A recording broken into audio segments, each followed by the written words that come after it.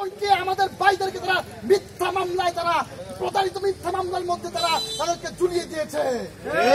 আমরা সেই খুলনার প্রকৌশলী বিশ্ববিদ্যালয় প্রশাসনকে ইঙ্গিত করে বলতে চাই, আপনারা মনে করবেন না এটা 5 আগস্টের ওই আগের বাংলাদেশ, এটা 5 আগস্টের জুলাই অভ্যুত্থানের জুলাই বিপ্লবীদের পরবর্তী বাংলাদেশ।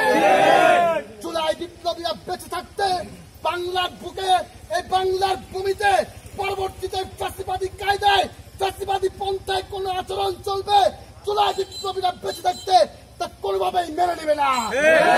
পরিশেষে তাই বলবো, আগামী 24 ঘন্টার মধ্যে যদি আমাদের ভাইদেরকে মিথ্যা বহিষ্কার বন্ধ না করে তাহলে আমরা কঠোর আন্দোলন করে তুলতে বাধ্য হব।